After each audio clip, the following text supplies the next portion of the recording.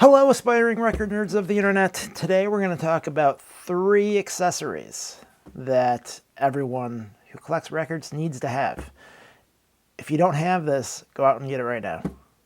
Coming up.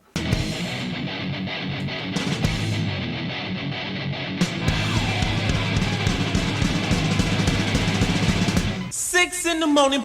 All right, so the first thing that should be pretty obvious that you need, and maybe it's not that obvious, record sleeves. These are outer sleeves. These came from Sleeve City, which tends to be where I buy my sleeves. And these things are basically what it sounds like, the plastic sleeves that you get, that if you have a record like this, after you take it out of the shrink wrap, now it's naked.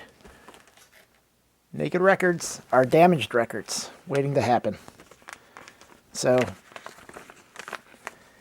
take your sleeve, shove it in there, boom. Now it has a sleeve and it's no longer naked. And you have happy records.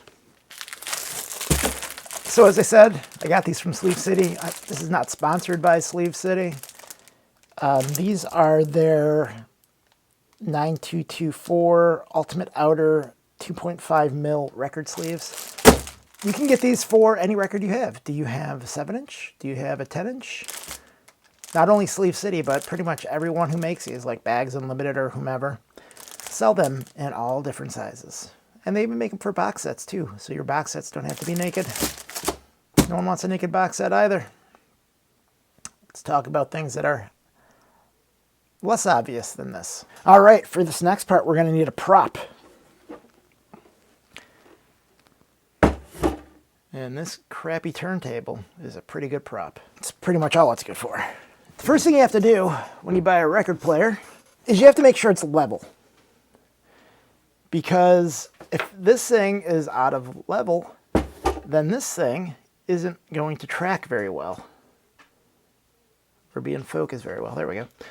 So this thing, your cartridge / stylus, is not going to track properly. So this will tell you how level or not level. So this is currently very not level. So this has to come up. You see that little bubble in there? You have to move this around until you find where level is. It's somewhere out there. That's how out of level this thing is.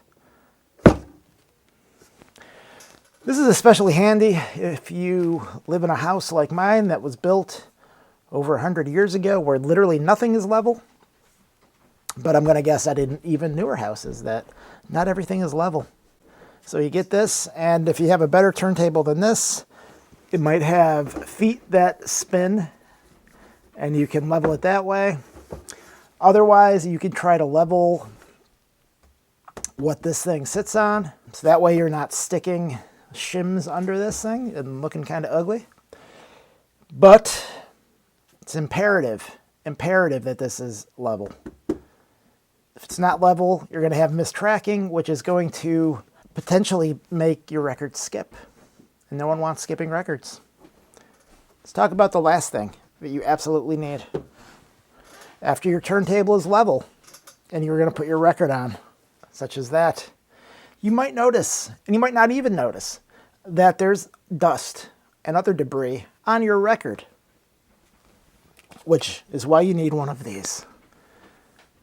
This is an anti-static brush. You can pick these up for around less than 20 bucks. You can also get ones that are more expensive. This is all I've ever found that I need. It basically has 2 rows of microfiber or some other sort of material. And the way that you use this is you turn on your record player and you just lightly hold it on here. You don't want to smush it down. You want it to just be lightly skimming the surface of the record. And what that is going to do is it's going to, see that white stuff on there? this is a relatively clean record and there's still dust on there. I do this before I listen to any record. If it's brand new, if it's already been wet cleaned, I will always use this anti-static brush to get any sort of other debris off. Another pro tip is if you have this thing spinning, make sure you get a couple of rotations and then slowly bring it off the side. And then you should have washed your hands before touching your records, because all the oils from your hands get on your records and then they clog up your record and then they get on your stylus and then you have to deal with that. So if you look at it and it's just covered with dust and lint, just wipe it off and go another round. Make sure that thing is clean. The last thing you want to do is impregnate your record. Well, you don't want to impregnate your record, but you definitely don't want to impregnate it with dust and dirt from that thing. Just sticking it in there, just like a little sewing machine, sticking dust in all your little crevices. Here's another thing. Aside from that, don't go like this with your finger and just wipe the dust off of that thing. Don't do that. You can use this to kind of like gently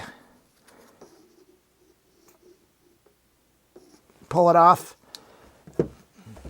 Here's a free pro tip, another pro tip. Get a magic eraser, cut a little slice of it off, put it on your turntable, and just kind of put it on there, and it'll pull off all the debris. And you don't have to worry about breaking off your stylus with your stupid finger. You could also get wet cleaners for that, and you can get wet cleaners for this. But if you take care of this and this, you don't really have to worry about that. Unless you're buying really beat up records. That's it. Those are the 3 things you absolutely must have to take care of your records. There are advanced vinyl nerd products you might want to have. Maybe I'll do a video on that eventually. But we'll stick with this for the meantime. Have a good day.